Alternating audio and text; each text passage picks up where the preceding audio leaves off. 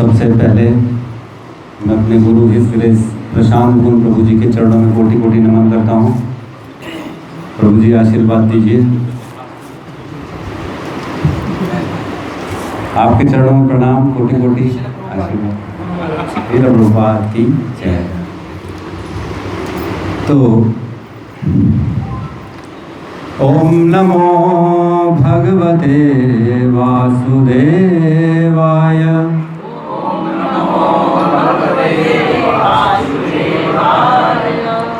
ओम नमो भगवते वासुदेवाय।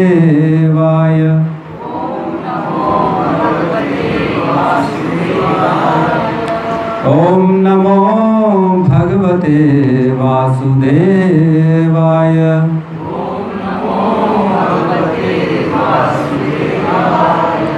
नारायण नमस्कृत्य नरं चैव नरोत्तमं देवीं सरस्वतीं व्यासं ततो जयमुदीरये। नष्टप्रायेषु भद्रेषु नित्यं भागवत सेवया भगवती उत्तमश्लोके भक्तिर्भवति नैष्टिकी। कृष्णाय वासुदेवाय देवकी नंदनाय च नंदगोपकुमाराय गोविंदाय नमो नमः। जय श्री कृष्ण चैतन्य प्रभु नित्यानंद श्री अद्वैत गदाधर श्रीवासादि गौर भक्ता वृंद। हरे कृष्णा कृष्णा कृष्णा हरे हरे, हरे राम राम राम हरे हरे। हरे कृष्णा कृष्णा कृष्णा हरे हरे, हरे राम राम राम हरे हरे। हरे कृष्णा कृष्णा कृष्णा हरे हरे, हरे राम राम राम हरे हरे। हरे कृष्णा। बड़ा ही अद्भुत मौका बना है। तो मेरे जीवन का आश्चर्यजनक पल मैं अपने गुरुजी के सामने बोल रहा हूँ। मेरे को अच्छा नहीं लग रहा। आप आज्ञा दे तो मैं कुछ बोल रहा हूँ। तो सभी भक्तों का स्वागत है। और सबसे पहले मैं गुरु महाराज हिज ग्रेस प्रशांत मोहन प्रभु को प्रणाम करता हूँ और हरिकांति देवी माता जी। इनके कारण ये इतना अद्भुत संयोग बना है कि सारे संत एकत्रित हुए हैं ऐसे पवित्र धाम में, शुकताल, जहाँ पे श्रीमद् भागवतम का आविर्भाव हुआ, यहीं पे उत्पन्न हुई। तो पवित्र धाम, शुद्ध भक्त और सारे वैष्णव, ऐसा समागम बड़ा मुश्किल से ऐसा मौका मिलता है हम सबको जीवन में। तो इस मौके का हमको सबको पूर्ण लाभ लेना चाहिए। और जैसे कि हम सुन ही रहे हैं डेली श्रीमद् भागवतम की कथा गुरु महाराज के मुख से, जो कि अद्भुत है। मैं इस विषय को एक बार लेना चाहूँगा पहले कि जो हो रहा है, जो ये 7 दिन की कथा हो रही है, इसके बारे में एक श्लोक आता है श्रीमद् भागवतम 1.5.11। तद्वाग विसर्गो जनताग विप्लव यस्मिन् प्रतिश्लोकम् अबध्यवत्यपि नामान्यनन्तस्य यशो अंकितानि यत् श्रवन्ति गायन्ति गृह्णन्ति साधवः। बड़ा ही सुंदर श्लोक है। इसमें कहा गया है कि जब ऐसी कथा, ऐसे वचन, ऐसे कीर्तन, ऐसे मधुर वाणी निकलती है किसी शुद्ध भक्त के मुख से, जिसमें हर वाक्य में, हर श्लोक में भगवान की, अनन्य भगवान की यश का अंकित किया जाता है, उनके नाम का, उनके यश की, उनकी महिमा का वर्णन होता है। ऐसे वाक्य, ऐसे कथा जो होती है, ये सामान्य जनता में क्रांतिकारी होती है। क्रांतिकारी, ये एक क्रांति पैदा कर देती है। कैसी क्रांति? घर में भी क्रांति हो जाती, लोग भक्त बनते तो। पुरुषों की माताएं क्रांति करती घर में है? माताओं के घर में पुरुष क्रांति करते हैं। अरे ये भक्त बन गया, जाओ जाओ घर जाओ, ये क्या कर रहा है, तूने अपने आप को बदल दिया, तू क्या कर रहा है, पागल हो गया है क्या, तू इनके चक्करों में पड़ेगा, धोती कुर्ते पहन के घूमेगा क्या। ये भी क्रांति होती है।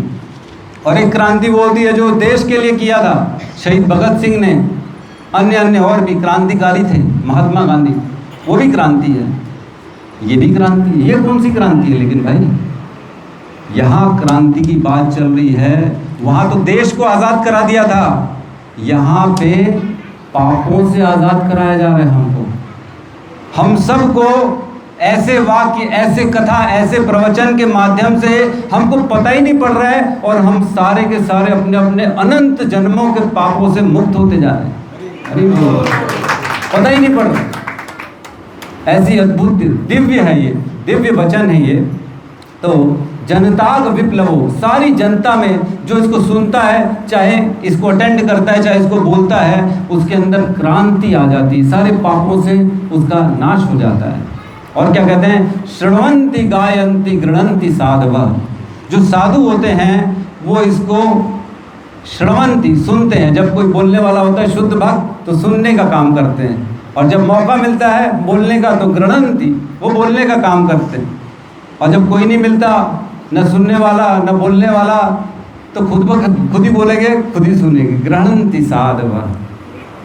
तो इस प्रकार ये श्रीमद् भागवतम, भगवान के कीर्तन, भगवान का नाम, भगवान का यश इतना इतना प्रिय है कि कोई इसको छोड़ नहीं सकता। श्रील प्रभुपाद कहते थे कि अगर कोई नहीं मिलता है तो प्रचार करो, दीवारों को प्रचार करो, प्रीच टू द वॉल्स। कोई नहीं मिल रहा तो दीवारों को प्रचार करो, लेकिन प्रचार रुकना नहीं चाहिए किसी भी हाल। और हमारे श्रील भक्ति सिद्धांत सरस्वती ठाकुर कहते थे कि जो मृत है वो प्रचार नहीं कर सकता, बाकी सब में कैपेबिलिटी है प्रचार करने की। यथाशक्ति, जैसी शक्ति है वैसा प्रचार कर सकता है। ज़रूरी नहीं है प्रचार के लिए आपको आना पड़ेगा, व्यास आसन में बैठना पड़ेगा, लेक्चर देने पड़ेंगे, श्लोक याद करने पड़ेंगे, नहीं, बिल्कुल नहीं। प्रचार अपने स्थान में, अपनी योग्यता के अनुसार किया जा सकता है। हमारे गुरु इस ग्रेस प्रशांत मुकुंद प्रभु कहते थे, इवन एक वीडियो, व्हाट्सएप, यूट्यूब का वीडियो भी फॉरवर्ड करना एक प्रचार है। बुक डिस्ट्रीब्यूशन भी प्रचार है। 4 दोस्तों को ले आ गए कथा में, ये भी प्रचार है। कथा की व्यवस्था करा दिए, ये भी प्रचार है। तो ये सारे प्रचार के अंतर्गत आते हैं। आपने थोड़ा सा भी योगदान दिया है, मतलब यू आर अ प्रीचर, मतलब आप हमारे इस संप्रदाय के हिस्सा हो। तो एक बार क्या हुआ, हमारे संस्थापक आचार्य श्रील प्रभुपाद, उनका लेक्चर का आयोजन किया गया फॉरेन में। सब डिवोटीज बड़े खुश थे, फर्स्ट टाइम प्रभुपाद आए वहाँ पे। लेक्चर के लिए सारी व्यवस्था करी गई, लेक्चर का टाइम दिया गया, लेक्चर स्टार्ट होने वाला था और कोई नहीं आया, कोई भी नहीं आया। जो डिवोटीज अरेंजमेंट कर रहे थे बड़े परेशान हो गए, ये क्या हो गया, हमसे कोई गलती तो नहीं हो गई, कोई क्यों नहीं आया सुनने लेक्चर, प्रभुपाद का लेक्चर सुनने कोई नहीं आया। लेकिन प्रभुपाद अपने टाइम में गए, कोई भी नहीं था। उन्होंने लेक्चर दिया, पूरा 1 घंटा जो टाइम था पूरा लेक्चर दिया, और बड़े प्रसन्न चित्त मुद्रा में वापस आ रहे थे। और डिवोटी सारे घबरा गए, अरे बाप रे, हमसे क्या हो गया, कहीं प्रभुपाद डांटेंगे तो नहीं, ये क्या किया तुमने, किसी को बोला कि नहीं बोला। तो डिवोटी सारे प्रभुपाद के चरण में गिर गए, बोले प्रभुपाद हमसे गलती हो गई, लगता है कुछ त्रुटि हो गई, कोई तो नहीं आया सुनने के लिए। तो प्रभुपाद ने बोला, क्या तुमको पता नहीं, ब्रह्मा, शिव, नारद आए थे, बैठे थे कथा सुनने, तुमने देखा नहीं। तो हम ऐसे संप्रदाय से बिलोंग करते हैं, हमको समझना चाहिए इसकी महत्व को समझना चाहिए कि हम कौन से संप्रदाय से जुड़े हैं और किस प्रकार शुद्ध भक्ति हमारे पास आ रही है, फ्लो हो रही है, परंपरा से हमारे पास आ रही है। तो हम सबका सौभाग्य है कि हम इस परंपरा में हैं और इस भक्ति, इस भगवत गीता का ज्ञान प्रभुपाद के और गुरुजनों के मुख से सुन पा रहे हैं। ये हमारी बहुत बड़ी मतलब क्या बोले, हमारे लिए खजाना है, खजाना। तो हमको इसका हमेशा कृतज्ञ रहना चाहिए और इसके प्रति हमें समर्पित रहना चाहिए, अपने गुरु के प्रति और हमारे आचार्यों के प्रति। तो ये तो रही बात यहाँ की। आज हम थोड़ी सी चर्चा करते हैं गुरु के ऊपर। कोई त्रुटि हो तो माफ़ कर दीजिएगा। कोई गलती हो तो पहले से ही क्षमा याचना कर देता हूँ मैं। जो भी सीखा है, जो भी पाया है, इस गृहस्थ प्रशांत मोहन प्रभु से सिखाया है। बट क्योंकि बद्ध हैं हम जीव, हम इस संसार में रहते तो कहीं ना कहीं त्रुटि हो ही जाती है, एक ह्यूमन नेचर है, तो उसके लिए पहले से ही क्षमा। तो आज हम चर्चा करते हैं गुरु के बारे में। गुरु होता कौन है? क्या गुरु को हम टीचर बोल सकते हैं? क्या गुरु टीचर होता है? नहीं होता है। यस, होता है। गुरु का असली डेफिनेशन क्या होता है, किसी को मालूम है? यस, गुरु शब्द का अर्थ होता है भारी, भारी, heavy, heavy with knowledge. Yes माता जी, जो हमें कृष्ण से मिला है, बहुत सुंदर। यस माता जी, क्या है? क्या सुनने का? अच्छा, ही प्रेजेंस एज अ लॉर्ड, मतलब भगवान के स्वरूप में वो हमारे जीवन में आए। रिप्रेजेंट्स एज अ लॉर्ड, वो भगवान के मतलब प्रतिनिधि हैं यहाँ पे। ठीक है, सब सही कह रहे हैं। जो अज्ञानता को दूर करे। हरि बोल, बहुत सुंदर। हरि बोल, जो अंधकार से प्रकाश की ओर लेके जाए, बहुत सुंदर, बहुत सुंदर। तो एक डेफिनेशन दी है हमारे शास्त्रों में वेद व्यास जी ने। एक उपनिषद आता है अद्वैत आरण्यक उपनिषद, उसमें गुरु की डेफिनेशन लिखी हुई है। गुरु का अर्थ क्या होता है? तो उसमें कहते हैं वेद व्यास जी, गु शब्दस्तु अंधकारस्यात्, रु शब्द तम निरोधकः, अंधकार निरोधित्वा गुरु इति अभिधीयते। ये डेफिनेशन हमारे वेद व्यास जी ने दी, गुरु की डेफिनेशन। गुरु का मतलब होता है अंधकार। जो अंधकार है, सभी के जीवन में अंधकार है। कौन सा अंधकार है? जब लाइट गोल हो जाती है वो नहीं, वो अंधकार नहीं है। ये सब की चर्चा नहीं चल रही है यहाँ पे। यहाँ पे चर्चा चल रही है अंधकार हमारी चेतना में, हमारे अंदर जो अंधकार है। हम सब जो परेशान हैं, अज्ञान है, अज्ञान को शास्त्रों में अंधकार से कंपेयर किया गया है। तो कहते हैं कृष्ण सूर्य सम माया है अंधकार, यहाँ कृष्ण तहाँ नहीं माया राधिका। कृष्ण की उपमा सूर्य से की गई है और माया की उपमा अंधकार से की गई है। जहाँ कृष्ण होगा वहाँ अंधकार नहीं होगा, वहाँ केवल कृष्ण होगा और वहाँ माया नहीं होगी। तो हमको अंधकार का और गहराई से अगर हम चर्चा करें तो एक हमारे गुरु हुए सनातन गोस्वामी जो है, उन्होंने चैतन्य महाप्रभु से जब मिलने गए पहली बार बनारस में, तो उन्होंने श्लोक बोला, उनके सामने अपने वचन को कहा। उन्होंने कहा के आमी के में अमाय, के आमी के ने अमाय जारे ताप त्रय, इहा नहीं जानी के मैंने हित है। मैं कौन हूँ? मैं हूँ कौन? क्या हम जानते हैं हम हैं कौन? हम अपनी आइडेंटिटी तक नहीं जानते हम हैं कौन, क्या कर रहे हैं इस संसार में, क्या कह रहे हैं। और जारे ताप त्रय, मैं क्यों ये दुखों को सह रहा हूँ इस संसार में? मैंने किया क्या है? ऐसा क्या किया है जो इतने सारे दुख आ रहे हैं मेरे जीवन में?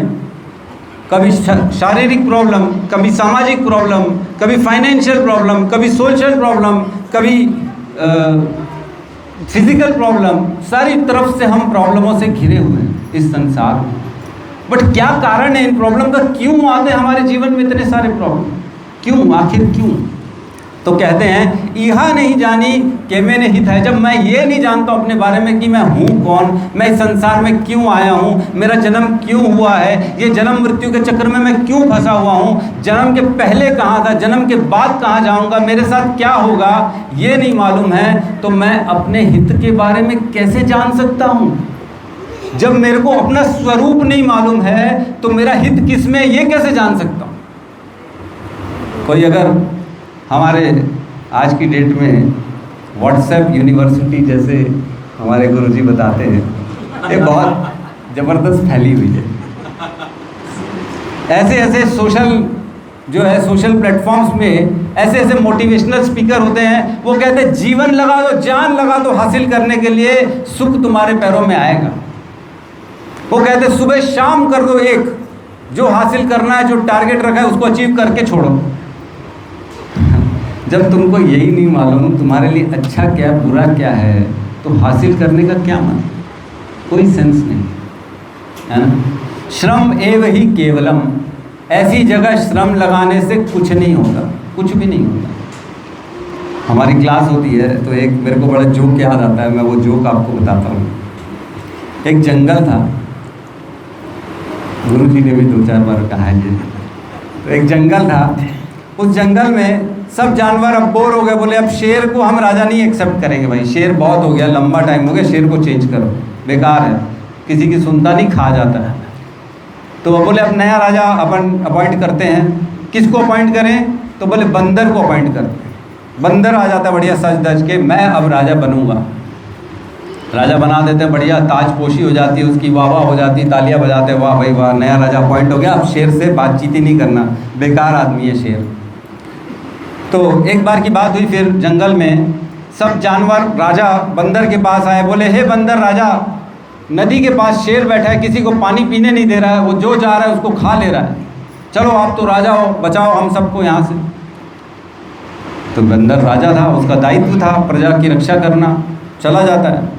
देखते हैं सब, अब आया बंदर, कुछ ना कुछ काम करेगा ही करेगा ये। बंदर कभी ये डाल में चढ़े, कभी ये डाल में चढ़े, कभी कूद फान के उधर जाए, इधर आए, तालियां बजाए, करते रहे, करते 2 घंटे 4 घंटे निकल गए। तो सब बोले बंदर ये तू कर क्या रहा है भाई, जो काम करना है वो तो कर, कुछ तो बोल राजा उसको, शेर को। बोले देखो यार, मेहनत में तो कोई कमी नहीं है ना यार, मेहनत तो मैं पूरी कर रहा हूँ, अब रिजल्ट आया नहीं है उससे मेरा कोई मतलब नहीं। तो इस प्रकार हम भी अपने जीवन में मेहनत कर रहे हैं, बट रिजल्ट कैसे आएगा, कौन बताएगा, कौन मार्गदर्शन करेगा कि सही जगह मेहनत कर रहे हैं कि नहीं। तो ये है अंधकार जो हमको गुरु मार्गदर्शन करते हैं। ऐसे बहुत गुरु होते हैं आजकल, योग गुरु हैं, गाड़ी सिखाने वाले को भी टीचर बोल देते लोग, गुरु बोल देते, ड्राइविंग गुरु, मैथमेटिक्स सिखाएंगे उनको गुरु, फिजिक्स सिखाएंगे उनको गुरु। लेकिन वो गुरु ये गुरु नहीं है, उनको आप टीचर बोल सकते हो, उनको एक एज अ गाइड बोल सकते हो, बट एक गुरु की पदवी अलग ही होती है जो हमारे शास्त्रों में। जैसे कि कई बार हमारे गुरु जी बताते हैं कि जो हिंदी है ना, हिंदी में इतना रस है, हर चीज़ का अलग अलग शब्द है, इंग्लिश में नहीं है, बाकी लैंग्वेजेस में भी नहीं है। तो ऐसे ही गुरु का कोई शब्द इंग्लिश में नहीं है, बट एक स्पिरिचुअल मास्टर जो है वो शब्द अप्रोप्रिएट बैठता है, बट एज सच टीचर और इन सब को हम गुरु नहीं बोल सकते, गुरु नहीं है वो। तो गुरु शब्द वस्तु अंधकारस्या, जो अंधकार को दूर करे, गु शब्दस्तु अंधकार, तो गुरु रू शब्द तम निरोधकः, जो हमारे अंदर से अंधकार को बाहर निकाल दे, हमारे जीवन में ज्ञान का प्रवेश कर दे, उजाला कर दे हमारे जीवन में ज्ञान का, उसको कहते हैं गुरु। तो ऐसे गुरु जो होते हैं ना, बड़े दुर्लभ होते हैं, इजी नहीं है जीवन में गुरु को पाना। वह गुरु जो शास्त्रों को जानता हो, गुरु वह जो शास्त्रों को जानता हो, अपने आचरण से हमको सिखाए, न कि केवल बोल दे लेक्चर 4 बजे उठो और खुद 8 बजे उठ रहे हैं। ऐसा नहीं होना चाहिए, ये गुरु नहीं है, ये जो है ये असली गुरु नहीं है।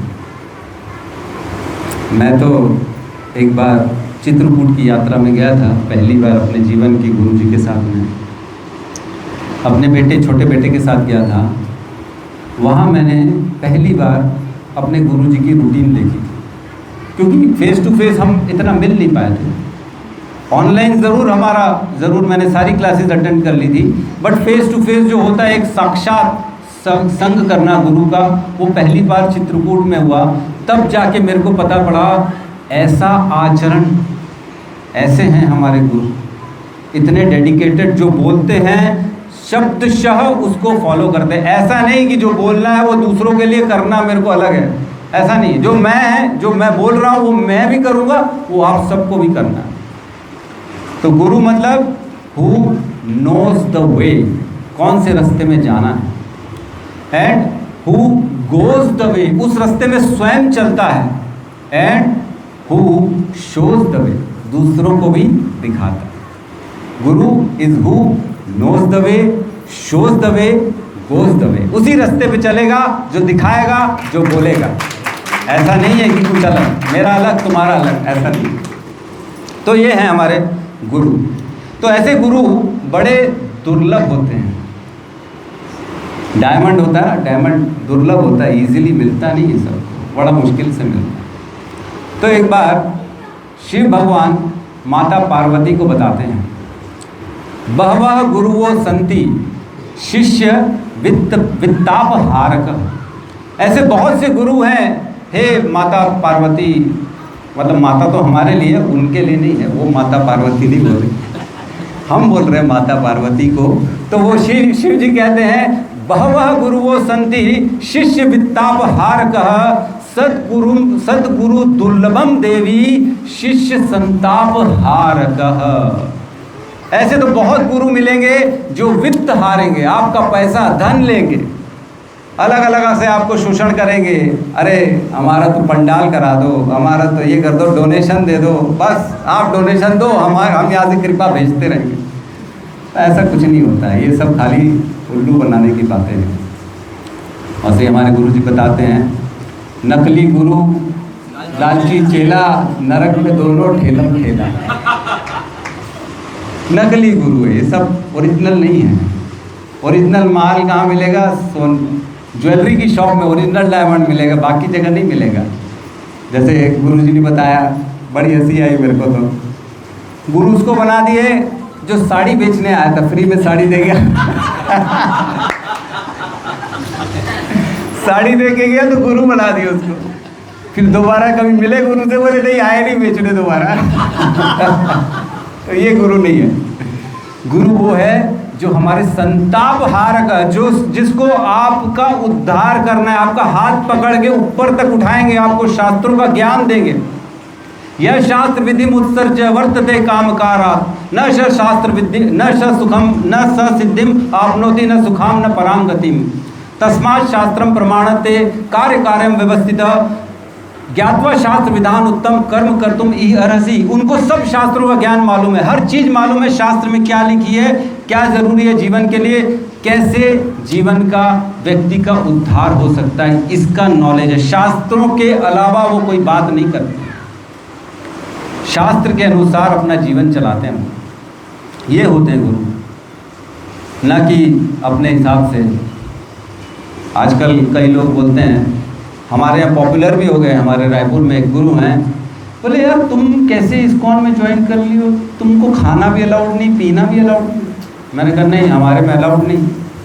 बोले हम तो उनको गुरुजी बना लिए हैं, वो तो अलाउ कर देते हैं हमको, आप पी भी सकते हो, खा भी सकते हो, बस उनका एक मंत्र है वो कर लो, दैट्स इट। थोड़ा इजी पाथ चुनो ना, तुम इतना हार्ड क्यों चुन के रखे हो? अरे मैंने कहा भगवत प्राप्ति करनी है, कोई बाजार से आलू टमाटर थोड़ी लाना है, किसी को भी चुन लिए और लेके आ गए हमारी कन्वीनियंस के हिसाब से, हमारे को तो ये अच्छा लगता है हम ये करेंगे। नहीं नहीं नहीं नहीं, भगवत प्राप्ति की चर्चा चल रही है, ये कोई ऐसी गप बातें नहीं चल रही, चुटकुले नहीं चल रहे हैं। जीवन लगाना पड़ेगा भगवान की प्राप्ति के लिए, इतना आसान नहीं है भगवान को प्राप्त करना। तो उसके लिए हमको सद्गुरु दुर्लभम देवी, ऐसा सद्गुरु बहुत दुर्लभ होता है, इजीली नहीं मिलता हमारे। सद्गुरु का अर्थ होता है, सत्य मीन्स वो हमेशा सत्य के पाथ पे चलता है, कभी सत्य से इधर उधर डेविएट नहीं होता। और सत्य का अर्थ होता है कृष्ण भगवान, सच्चित आनंद। सत्य वो हमेशा उन्हीं के चरणों में, उन्हीं के जो है भगवत में, उन्हीं की भक्ति में, उन्हीं के प्रेम में रत रहते हैं, उनको कहते हैं सद्गुरु। सद्गुरु दुर्लभम देवी, बहुत दुर्लभ होता है, बहुत दुर्लभ। और सद्गुरु की अगर कृपा हो तो उनके शिष्य, उनके भक्त, उनके सेवक के जीवन में कृष्ण स्वयं आ जाते हैं, भगवान स्वयं आ जाते हैं, जाने की जरूरत नहीं पड़ती। ऐसे बहुत से एग्जाम्पल हैं। एक बार चैतन्य महाप्रभु साउथ की यात्रा में थे, जब वेंकट भट्ट के घर पे रुके हुए थे, तब चतुर्मास का समय चल रहा था, है ना। और वो श्रीरंगम क्षेत्र में रोज मंदिर में जाते थे। वहाँ जाते थे तो वहाँ एक ब्राह्मण से मुलाकात करते थे। ब्राह्मण को देखते थे, वो भगवत गीता देख के बड़ा भाव विभोर हो जाता था,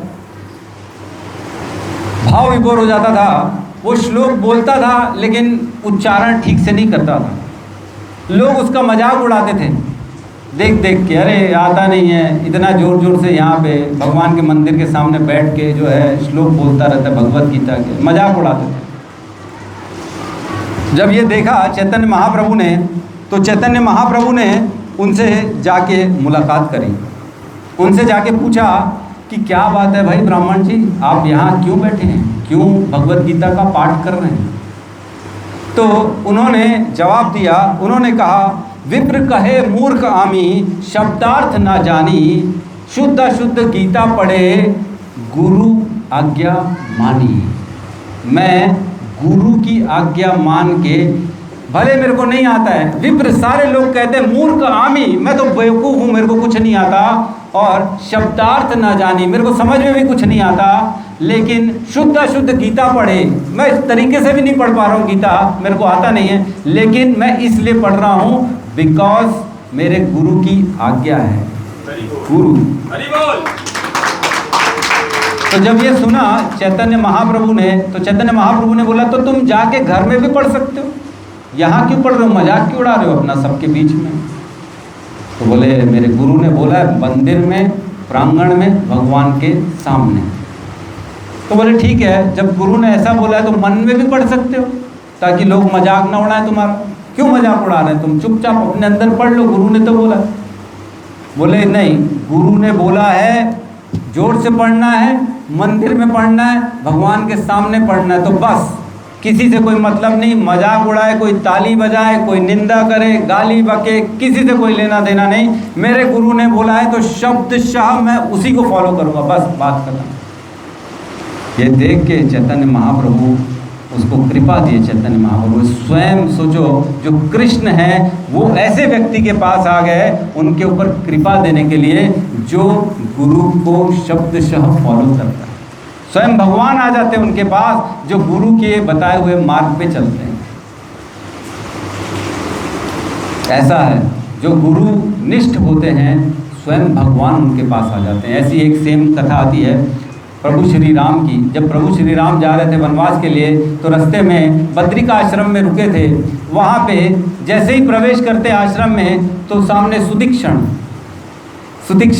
प्रभु श्री राम का ही स्मरण कर रहा है, अंदर ही अंदर स्मरण कर रहा है, और स्वयं प्रभु श्री राम वहाँ पे प्रकट हुए। और सुतीक्षण जो है वो भरद्वाज के शिष्य हैं। भरद्वाज ने उनको शिक्षा दी कि तुम राम का स्मरण करो, बस एक दिन राम तुम्हारे पास आ जाएंगे।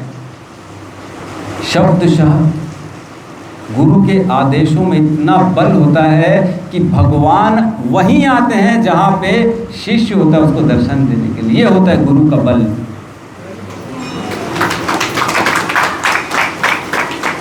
उनका सुतीक्षण का जैसे ही प्रभु श्री राम ने उनके अंतर्मन से ध्यान अपना हटाया, तो उनकी आंख खुली, देखा उन्होंने प्रभु श्री राम को, तो सुतीक्षण पागल हो गए, दौड़ के अंदर चले गए अपने गुरु के चरण पकड़ के।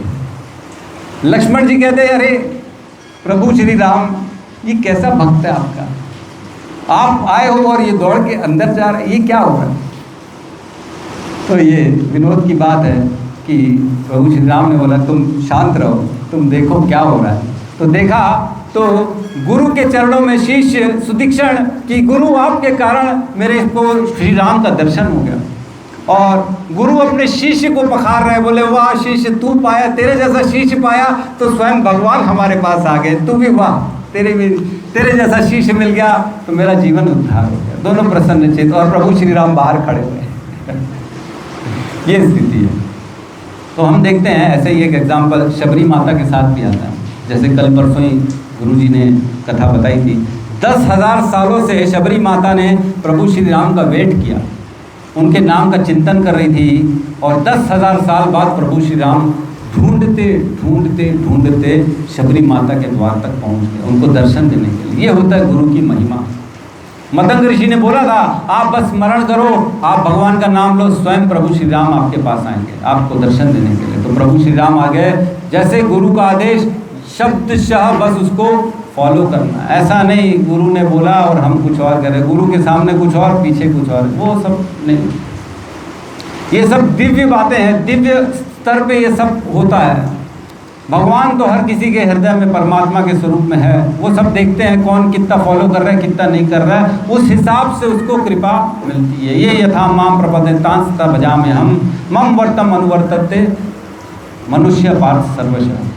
सारे के सारे लोग उसी अनुरूप कृपा मिलती है जैसे जैसे वो अपनी डिवोशनल सर्विस में लगे रहते हैं, उसी के प्रोपोर्शनेट में भगवान कृपा देते हैं। गुरु के शरण में जो जितना प्रतिशत रहेगा उतना ही उसको भगवान की कृपा मिलेगी।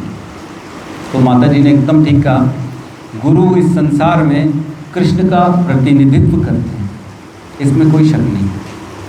तो एक श्लोक आता है जिसमें चैतन्य महाप्रभु जब उन्होंने ईश्वरपुरी पाद से अपनी शिक्षा ग्रहण करी तब वो कहते हैं कि प्रभु कहे तीर्थ यात्रा सफल हमार, जत क्षण देखे चरण तुम्हार।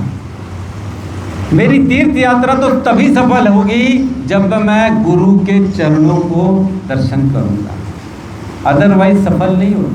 केवल धाम यात्रा करने से, केवल गंगा स्नान करने से, तीर्थ में यात्रा जा रहे हैं, 4 धाम यात्रा जा रहे हैं, यहाँ जा रहे हैं वहाँ जा रहे हैं और गुरु के प्रति शरणागति नहीं है तो कोई मतलब नहीं, कोई मतलब नहीं। गुरु का एक बहुत अच्छा एग्जाम्पल जो हमको हमारे इस्कॉन में आचार्यों द्वारा समझाया गया, एक हम टेलीस्कोप देखते हैं, टेलीस्कोप जिससे हम बाहर के ग्रहों को अच्छे से देख पाते हैं, चंद्रमा है, तारे हैं, अनेक अनेक और भी जो चीज़ें दिखती हैं, एस्ट्रोनॉट्स जो भी स्पेस का जो भी देखते हैं वो लोग देखते हैं टेलीस्कोप के माध्यम से। टेलीस्कोप में अनेक अनेक लेंस लगे रहते हैं, उन लेंस के माध्यम से क्या होता है, दूर की चीज़ पास साफ और बड़ी दिखती है। जितने ज़्यादा लेंस उतनी ज़्यादा साफ। तो लेंस कौन है, हमारे गुरु। ये गुरु परंपरा, एक के बाद एक, एक के बाद एक, एक के बाद एक लेंस लगे हुए हैं। तो ये परंपरा है हमारी, परंपरा हमारी जो इस्कॉन है ये परंपरा के लिए ही मशहूर है। इसमें जो ज्ञान हमको मिल रहा है स्वयं डायरेक्ट कृष्ण से आके हमारे तक आ रहा है, इसमें कोई मैनिपुलेशन नहीं, यथारूप एज इट इज़। वैसे ही लेंस की क्वालिटी क्या होती है, वो कभी भी चीज़ों को धुंधली नहीं करता, साफ कर देता है। जो धुंधली है उनको साफ करके दिखाता है हमारे जीवन में। वैसे ही जैसे गुरु कृष्ण को साफ कर देते, एकदम पारदर्शी कर देते हैं हमारे जीवन में, कृष्ण का प्रवेश हो जाता है गुरु हमारे जब जैसे जीवन में आते हैं। एक एक लेंस लगेगा, अगर एक भी लेंस उसमें ओपेक आ गया, पारदर्शी नहीं है, गलत है, उसके पास अपनी शिक्षा है, तो कुछ नहीं दिखेगा, फिर सब खत्म। पूरी परंपरा में एक के बाद एक के बाद एक सारे के सारे उसी एक फिलॉसफी को फॉलो करने चाहिए जो हमारी परंपरा में। यही खूबी है, यही ज्ञान, यही असलियत। तो इस प्रकार हमारे जीवन में जो गुरु आते हैं वो हमारे को और ही जो है भगवान के पास ले जाते हैं। जो दूर है भगवान, जो किसी के गम में नहीं है, जो कोई समझ नहीं सकता भगवान को, उनको सामने लाके खड़ा कर देते हैं, एकदम पारदर्शी, स्वयं देख सकते हैं।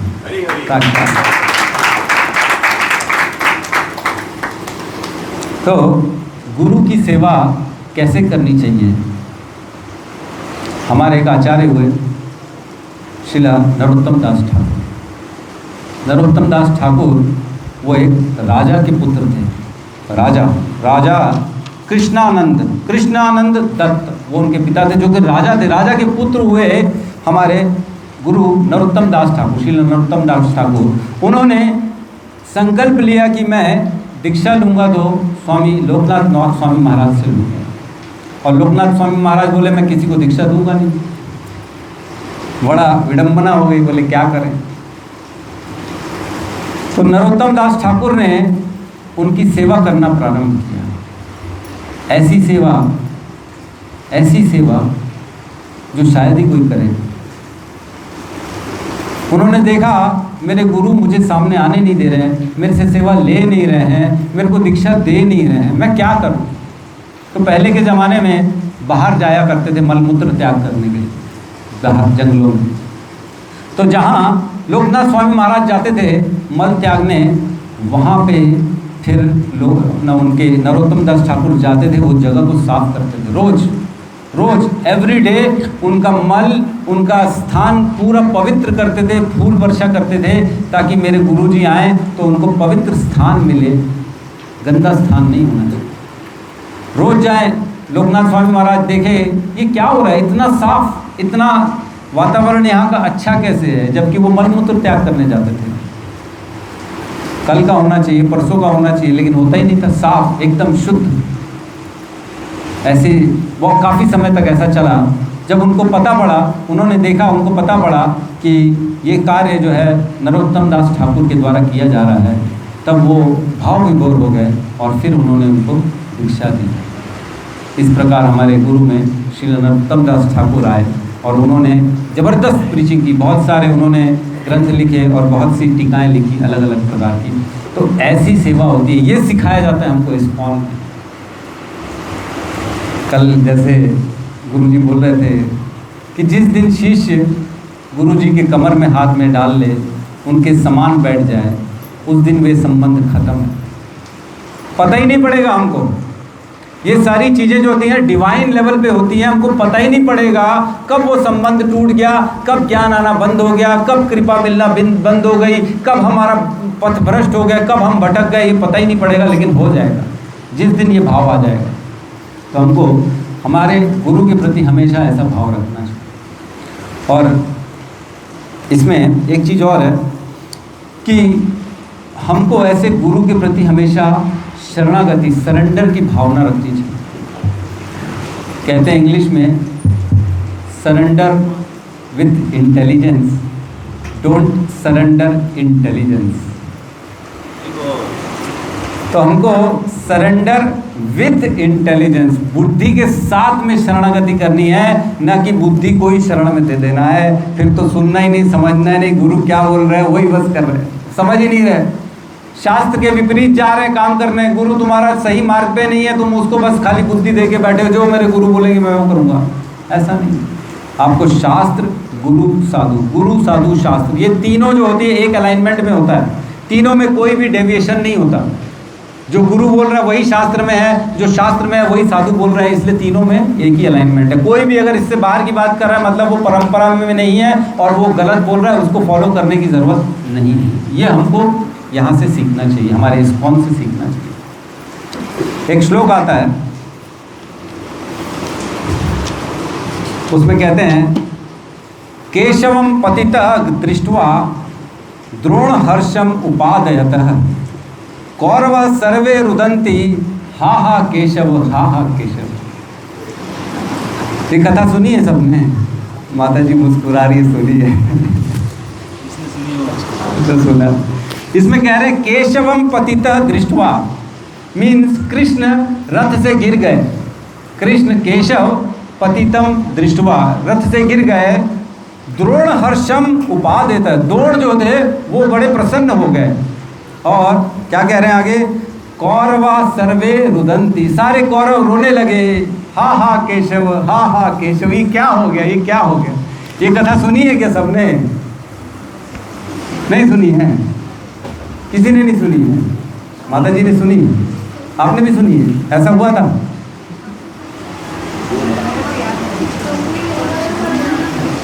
गिर गए थे कृष्ण अपने रथ से, द्रोण हंस रहे थे, बंदर भी था। एक्चुअल में ऐसी कोई कथा ही नहीं है, ये कोई कथा नहीं, लेकिन ये श्लोक ज़रूर है, श्लोक सत्य है, श्लोक में कोई भी गलती नहीं है, श्लोक सही है। श्लोक में क्या कह रहे हैं, केशवम पतति दृष्टवा, पतितम दृष्टवा, केशव गिर गए। तो यहाँ केशव का अर्थ है भगवान श्री कृष्ण नहीं है, केशव का अर्थ है केशव। के मीन्स जल में, शव मीन्स बॉडी, बॉडी एक जल में गिर पड़ी, डेड बॉडी जल में गिर पड़ी। द्रोण हर्षम उपादृतः, द्रोण का मतलब होता है कौवे, कौवे देख के बड़े प्रसन्न होने लगे, कौवे प्रसन्न होने लगे। और क्या कहते हैं, कौरवा सर्वे रुदंती, सारे कौरव रोने लगे। लेकिन कौरव का मतलब यहाँ पे वो कौरव नहीं है, कौरव का मतलब है यहाँ पे सारे सियार, सीआर जैकल जिनको बोलते हैं हम, वो रोने लगे कि शव तो पानी में चला गया, हम क्या खाएंगे, हमारे लिए तो कुछ बचा ही नहीं। तो बॉडी पानी में, डेड बॉडी गिर पड़ी, जिसको देख के कौवे सारे प्रसन्न हो गए कि अब हमको खाने मिलेगा। ज़मीन में जाने से टेंशन था, ये जो है सियार हमको पकड़ लेते, अब हम पानी में आराम से जाएंगे, इसको खाएंगे। और जो सियार ज़मीन में बैठे थे वो साले रोने लगे, हे हा केशव, हा केशव। तो अगर ये हम अपनी बुद्धि से समझने बैठे इस श्लोक को, तो क्या समझेंगे? हमारे में इतनी कैपेसिटी नहीं है कि हम शास्त्रों के मर्म को समझें। जब तक हमारे जीवन में कोई सद्गुरु नहीं आएगा, हम शास्त्र को नहीं समझ सकते। हमारे को एक प्रामाणिक गुरु की आवश्यकता है जीवन में, जो हमारे को सद्मार्ग पे ले जाए। जीवन बहुत छोटा है, बहुत छोटा, 25-50 साल, 100 साल मैक्सिमम, ऐसे ही निकल जाएंगे। इतना दुर्लभ मनुष्य जीवन मिला है हमको। ऐसे जीवन में अगर सद्गुरु मिल गया किसी को, जीवन में नहीं मिला तो उसके लिए प्रयास करना चाहिए, और मिल गया तो उसको उसकी शरणागति कभी नहीं छोड़नी चाहिए। एक श्लोक है श्रीमद् भागवतम में, हमारे श्रीला भक्ति सिद्धांत सरस्वती ठाकुर जो थे, ये श्लोक को बोलते थे और उनके आंखों से आंसू धारा आ जाती थी बाहर। ये श्लोक बड़ा इम्पोर्टेंट है, 11.9.29। लब्ध्वा सुदुर्लभम इदं बहु संभवन्ते मानुषम अर्थदम अनित्यपीह धीर तूर्णम यतेत न पतेत अनुमृत्यु यावत् निश्रय स्यात् विषय खलु स्यात् सर्वतः। कह रहे हैं कि ये लब्ध्वा, जो हमको प्राप्त हुआ है ये मनुष्य जीवन, लब्ध्वा सुदुर्लभम इदम मानुषम, ये बहुत दुर्लभ है, बड़ी मुश्किल से प्राप्त होता है। और इसमें जो है लब्ध्वा सुदुर्लभम इदम बहु संभवन्ते, बहुत बार जन्म मृत्यु के बाद जाके मनुष्य की योनि प्राप्त होती है, इतनी आसान नहीं है। मैंने एक बार इसमें प्रश्न पूछा था गुरु महाराज से, मैंने कहा आसान शब्दों में बता दो भाई, ये सुदुर्लभ का मतलब क्या है, हमको तो समझ में आता नहीं। तो इस गृहस्थ प्रशांत मुकुंद प्रभु जी ने बताया था कि जिस प्रकार समंदर की जो किनारा बीच होता है, उसमें एक कण जो होता है, वो अगर मनुष्य की योनि है, वो अगर हाथ से छूट जाए तो कितना चांस है कि दोबारा वही कण मिलेगा? मुश्किल, ना के बराबर, नेक्स्ट टू इम्पॉसिबल। वैसे ही हमारा जीवन भी है, एक बार अगर ये शरीर छूट गया तो पता नहीं कब जाके दोबारा मनुष्य योनि प्राप्त होगी। इसलिए इसी बार यही एक लास्ट चांस है, अपने जीवन को व्यर्थ न जाने दें, भगवान की भक्ति करें, ऐसे गुरु का संग करें, ऐसे गुरु की शरणागति करें और अपने जीवन का उद्धार करें। सब किसी के घर, सब किसी के जीवन में कृष्ण नहीं आते, सब किसी के जीवन में गुरु नहीं आते।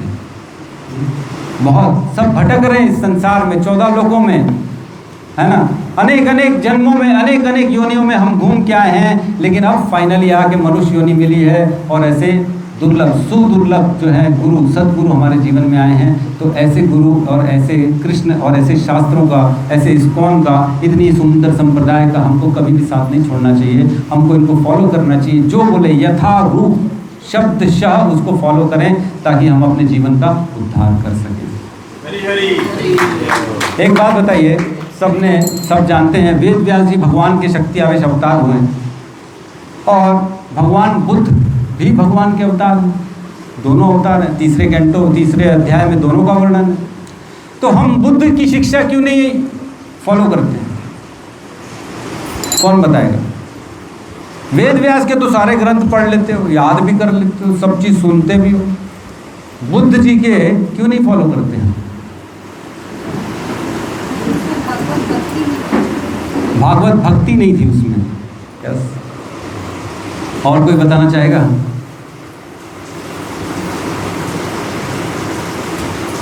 चलो कोई बात नहीं, मैं ही बता देता हूँ।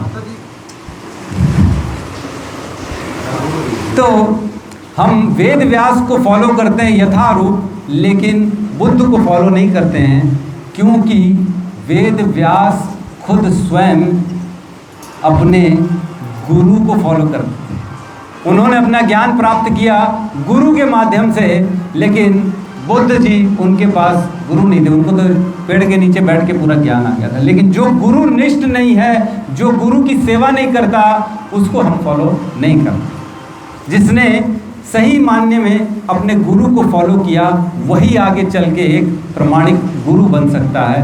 वही एक शिष्य था, जो एक प्रमाणिक शिष्य था, वही आगे चल के प्रमाणिक गुरु बन सकता है, ना कि बिना गुरु के किसी को ज्ञान दे सकता है। गुरु तत्व ऐसा तत्व है जो हमको भक्ति तत्व के बारे में बताता है, जीव तत्व के बारे में बताता है और ईश्वर तत्व के बारे में बताता है।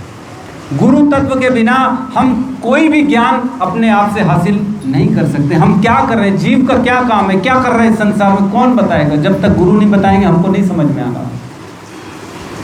ईश्वर से मिलाने का काम गुरु करते हैं, गुरु से ईश्वर मिलते हैं। तो वेद व्यास जी जब नारद जी के पास गए, उन्होंने सारे ग्रंथों की रचना कर ली थी, सब लिख डाला था, महाभारत, पुराण, उपनिषद सब लिख डाला, और अप्रसन्न, अतृप्त हो गए थे। बोले पता नहीं क्यों संतोष ही नहीं मिल रहा मेरे को।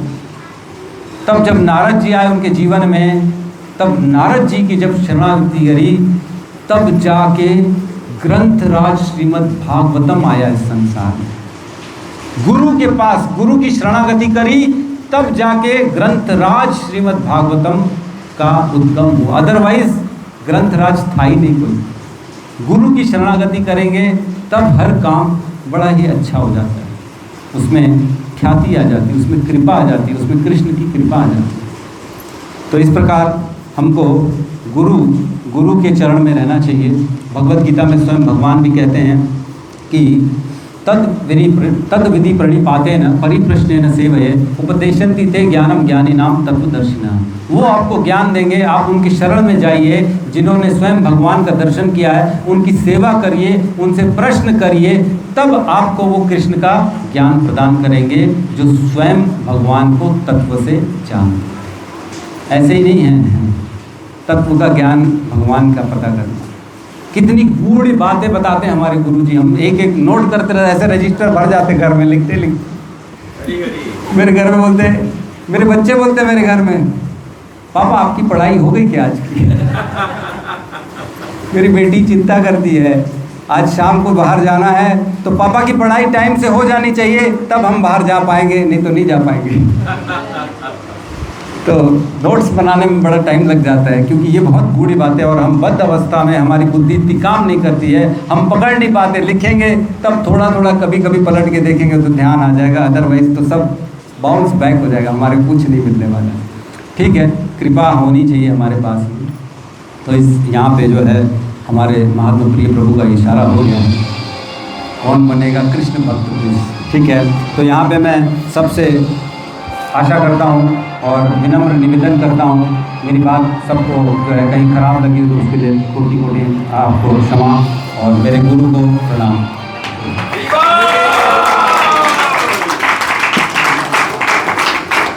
कृष्णा हरे हरे, हरे राम राम राम हरे हरे। श्रील प्रभुपाद की जय, समस्त भक्त वृंद की, इस ग्रेस प्रशांत पूर्ण प्रभु की, माधवाचार्य प्रभु जी की।